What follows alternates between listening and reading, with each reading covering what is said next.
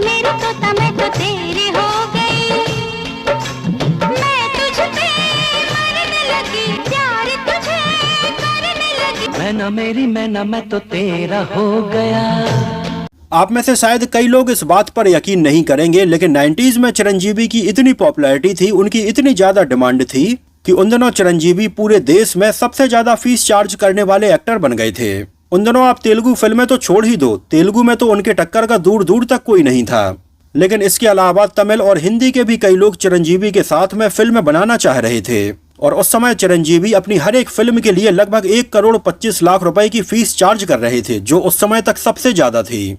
जहां तक कि उस समय रजनीकांत भी अपनी हर एक फिल्म के लिए लगभग 1 करोड़ रुपए फीस चार्ज करते थे। तो वहीं अमिताभ बच्चन की अगर बात करें तो अमिताभ बच्चन अपनी हर एक फिल्म के लिए लगभग 80-90 लाख रुपए फीस चार्ज किया करते थे। वो तो पहली बार अमिताभ बच्चन को साल 1991 में आई केसी बोकाडिया की फिल्म आज का अर्जुन के लिए केसी बोकाडिया ने लगभग 1 करोड़ रुपए की फीस ऑफर की थी। 70 लाख रुपया उन्होंने 80 लाख मांग दिया हबीब जी ने। हमने कहा जी प्राइस बच्चन साहब की 1 करोड़ रुपया, इतना बड़ा परफॉर्मर है और मैं मूड में था, मेरा करने का मन था, मैंने 1 करोड़ यस कर दिया। और उस समय अमिताभ बच्चन ने इसको साइन भी कर लिया था, लेकिन बाद में फाइनल फीस उन्होंने लगभग 80-90 लाख रुपए ही ली। लेकिन मेगा स्टार चिरंजीवी का स्टारडम लगातार नई ऊंचाइयां छूता जा रहा था। चिरंजीवी की एनर्जी लाजवाब थी और दूर दूर तक उनके डांस का तो कोई तोड़ नहीं था। उस समय उन्हें इंडिया का माइकल जैक्सन कहा जाता था। मतलब हर चीज बिल्कुल टॉप नॉच थी, चाहे डांस हो, ड्रामा वाले सीन हो, एक्शन सीन हो, उनकी स्टाइल हो या फिर डायलॉग डिलीवरी हो। आलम यह था कि हर एक फिल्म से चिरंजीवी अपना एक नया ट्रेंड स्टार्ट करते थे और आगे चलकर अगली फिल्म में उसको तोड़ते भी थे। और आज के टाइम पर जो लोग अल्लू अर्जुन और रामचरण का ये डांस देखकर खुश होते हैं कि वाह क्या डांस कर रहे हैं, तो आपको बता दें कि रामचरण चिरंजीवी के बेटे हैं और ये दोनों चिरंजीवी को देख देख कर ही डांस करना सीखे हैं। वैसे हमें चिरंजीवी की बहुत ज्यादा हिंदी फिल्में देखने के लिए तो नहीं मिल पाई, लेकिन वो लगभग 3-4 साल तक बॉलीवुड में एक्टिव रहे और इस दौरान वो हमें बॉलीवुड की 3 बेहतरीन फिल्मों में नजर आए। ये तीनों ही फिल्में थीं साल 1990 में आई प्रतिबंध, साल 1992 में आई आज का गुंडा राज और साल 1994 में आई द जेंटलमैन। जो तीनों ही फिल्में जबरदस्त चली थीं, इनके गाने भी काफी पॉपुलर हुए थे। लेकिन आगे चलकर चिरंजीवी तेलुगु फिल्में करने में इतने ज्यादा बिजी हो गए कि हिंदी फिल्में कर ही नहीं पाए। खैर, आज के अपने इस वीडियो में हम उनकी एक ऐसी ही आइकॉनिक फिल्म आज का गुंडा राज के बारे में डिटेल से बात करने वाले हैं, जो साल 1992 में आई थी और ये साल 1991 में आई चिरंजीवी की ही तेलुगु फिल्म गैंग लीडर का रीमेक थी। जहां एक तो फिल्म की कहानी इतनी दमदार और ऊपर से चिरंजीवी की इतनी एनर्जेटिक परफॉर्मेंस पूरी फिल्म में 4 चांद लगा रही थी। और तेलुगु सिनेमा में तो उनकी फिल्म गैंग लीडर का क्रेज बिल्कुल एक अलग ही लेवल पर था, जहां कई लोग तो ऐसे भी थे जिन्होंने 10-20 बार से भी ज्यादा जाकर ये फिल्म सिनेमा हॉल में देखी। और इसमें चिरंजीवी की द्वारा पहनी गई ये ढीली ढाली शर्ट, ढीला ढाला पैंट और ये व्हाइट एक्शन शूज का बिल्कुल एक अलग ही क्रेज था। और इसके 1 साल बाद जब इसके हिंदी रीमेक में चिरंजीवी नजर आए तो ये फिल्म यहाँ पर भी लोगों ने काफी पसंद की और इसके गाने तोता मेरे तोता मैं तो तेरी हो गई बहुत ज्यादा पॉपुलर रहे। और खासकर से इसके गानों में चिरंजीवी और मीनाक्षी शेषाद्री का जो डांस देखने के लिए मिला वो वाकई में आइकॉनिक था, क्योंकि एक तो चिरंजीवी क्लासिकल डांसर रहे हैं और मीनाक्षी शेषाद्री भी क्लासिकल डांसर रही हैं। तो जब इन दोनों ने साथ में फिल्म आज का गुंडा राज के कई गानों में डांस किया तो ये बिल्कुल देखते ही बन रहा था।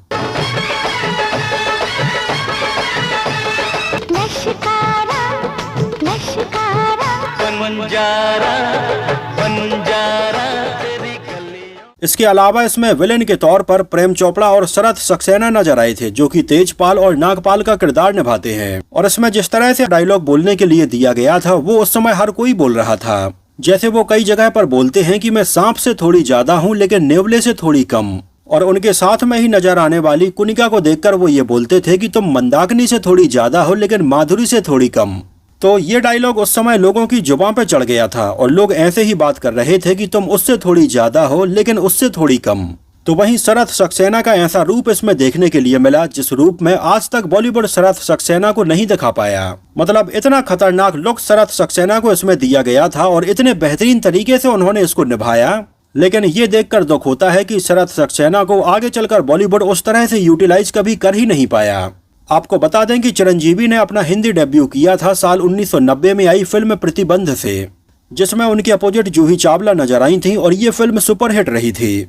जिस फिल्म को जाने माने डायरेक्टर रवि राजा पिनिसेट्टी ने डायरेक्ट किया था और उन्हीं ने चिरंजीवी की दूसरी फिल्म आज का गुंडा राज का भी डायरेक्शन किया था।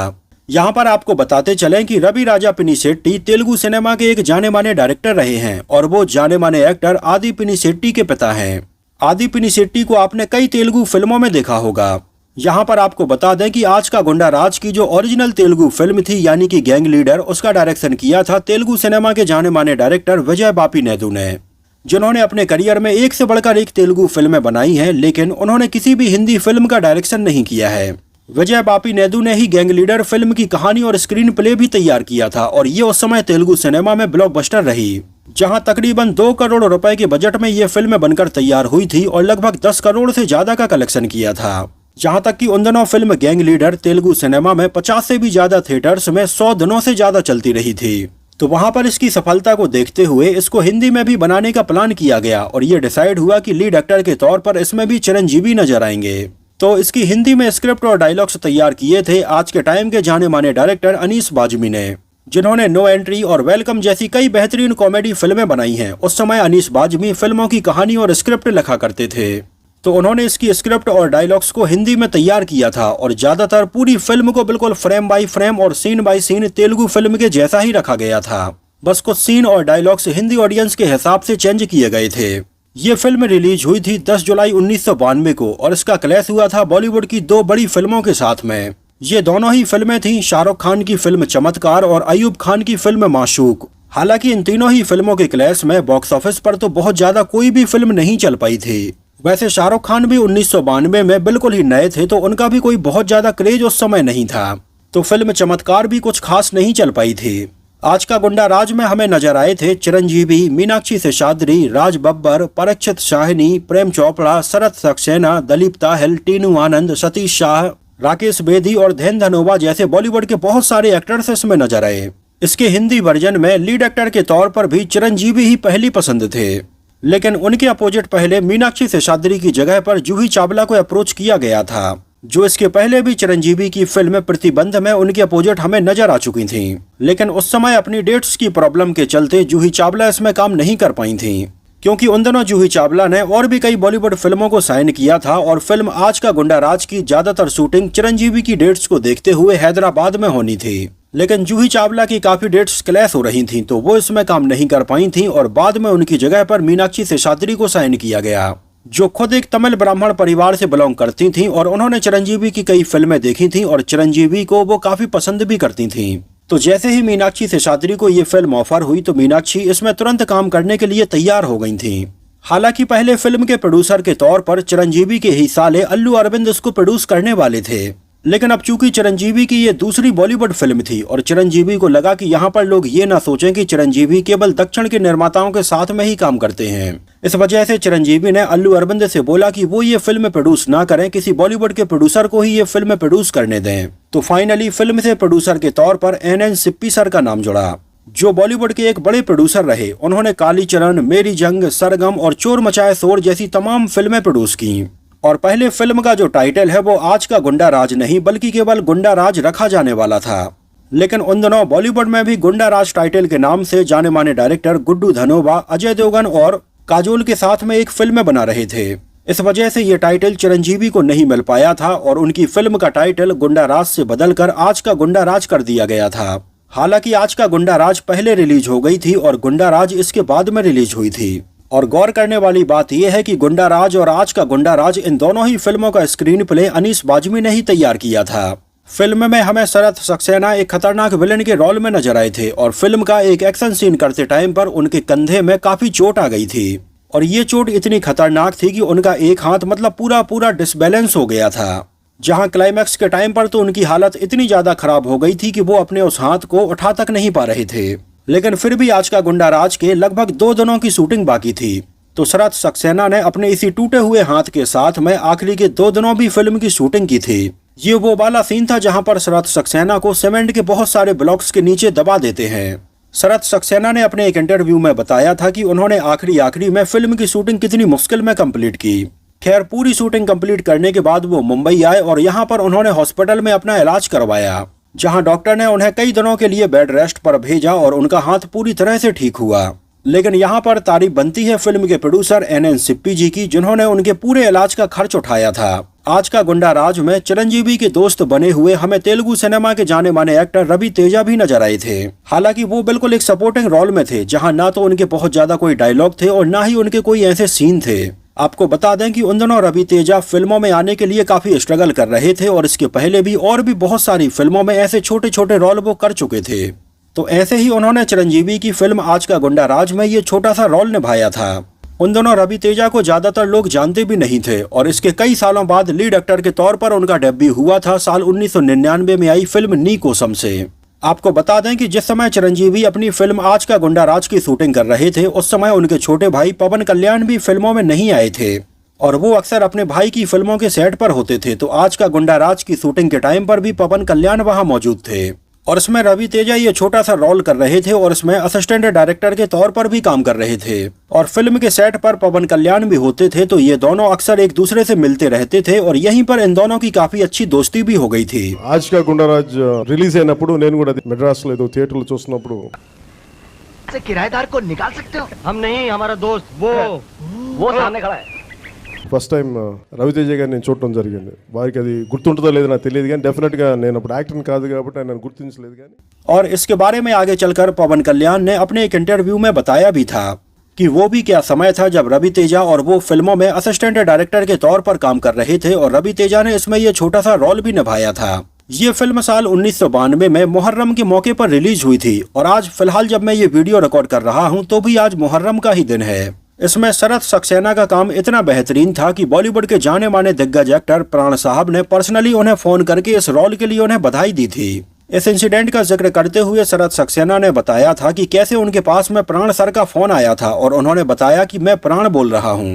हालांकि पहले शरद सक्सेना को लगा कि शायद कोई ऐसा होगा, प्राण साहब उन्हें कहाँ फोन करेंगे, लेकिन बाद में उन्हें पता चला कि ये तो असली प्राण सर ही हैं और उन्हें उनके रोल के लिए बधाई देने के लिए उन्होंने फोन लगाया है। और ये उस समय शरद सक्सेना जैसे एक्टर के लिए बहुत बड़ी बात थी और इसको उन्होंने अपनी जिंदगी की बहुत ही अमूल्य खुशियों में से एक बताया। यहाँ पर आपको बताते चलें कि जब ओरिजिनल तेलुगु में चिरंजीवी के पास में ये कहानी पहली बार आई थी तो उन्हें ये कहानी उतनी ज्यादा पसंद नहीं आई थी और उस समय चिरंजीवी ने इसके कई सीन्स में बदलाव करने के लिए बोला था और उस समय इसके डायलॉग्स परचुरी ब्रदर्स ने लिखे थे। तो उन्होंने थोड़ी बहुत सीन को बदलाव किया और उन्होंने चिरंजीवी से ये बोला कि अब ये कहानी अच्छी है। उन दोनों चिरंजीवी परचुरी ब्रदर्स के ऊपर काफी भरोसा करते थे, तो उन्होंने जब इस कहानी को अप्रूव कर दिया तो चिरंजीवी ने इसको साइन कर लिया था। वैसे मजेदार बात यह है कि पहले इस ओरिजिनल तेलुगु फिल्म का जो टाइटल है वो अरे ओ सांबा होने वाला था, जो फिल्म शोले का एक बहुत ही फेमस डायलॉग था, लेकिन बाद में फिल्म के डायरेक्टर को लगा कि ये टाइटल फिल्म की कहानी के हिसाब से सही नहीं बैठ रहा है, तो बाद में इसका टाइटल अरे ओ सांबा से बदलकर गैंग लीडर किया गया था। गैंग लीडर का म्यूजिक बप्पी लहरी ने कंपोज किया था और इसमें चिरंजीवी का आइकॉनिक डांस हमें देखने के लिए मिला था। ये गाना था वाना वेल्लुवाए, जो उन दिनों तेलुगु सिनेमा में सुपर डुपर हिट रहा था और लोग अक्सर उनके डांस स्टेप्स को कॉपी करने की कोशिश करते थे। वाना वाना वेल्लुवाए, कोंडा कोना तुल्लिपोई। आपको बता दें कि ये तेलुगु सिनेमा का इतना बड़ा हिट गाना था कि आगे चलकर उनके बेटे रामचरण की फिल्म रच्चा में भी इस गाने को रीमेक करके रखा गया था, जहां जोरदार बारिश में भीगती हुई तमन्ना भाटिया और रामचरण इस गाने में नजर आए थे। वाना वाना वेल्लुवाए, कोंडा कोना तुल्लिपोई। खैर, आज का गुंडा राज के अगर म्यूजिक कंपोजर की बात करें तो इसको आनंद मिलिंद ने कंपोज किया था। हालांकि पहले एक मौके पर इसकी ओरिजिनल तेलुगु फिल्म के म्यूजिक कंपोजर बप्पी लहरी को ही इसमें साइन किया जा रहा था, लेकिन बाद में इसके प्रोड्यूसर NN सिप्पी को ये लगा कि बप्पी लहरी उन दिनों थोड़ी आउटडेटेड हो रहे थे और आनंद मिलिंद, नदीम श्रवण जैसे कई नए म्यूजिक कंपोजर्स बॉलीवुड में अपनी धाक बना रहे थे। तो इसी के चलते आनंद मिलिंद को इसमें साइन किया गया था और इसके म्यूजिक एल्बम में टोटल 6 गाने हमें सुनने के लिए मिले थे, जहां गानों के लिरिक्स लिखे थे समीर ने और ये गाने थे तोता मेरे तोता मैं तो तेरी हो गई, लश्कारा लश्कारा, पहले भी रोज, एक पप्पी दे दे मुझे, तुम मुझे अच्छे और इट्स अ चैलेंज। उन दिनों फिल्म के गाने सुपर डुपर हिट रहे थे और लगभग हर कहीं पर, बस में, ट्रेन में, नाई की दुकानों पर, हर कहीं पर ये गाने सुनने के लिए मिल रहे थे। यहाँ तक कि फिल्म का एक गाना था इट्स अ चैलेंज, जिसमें चिरंजीवी हमें बेहतरीन डांस करते हुए नजर आए थे।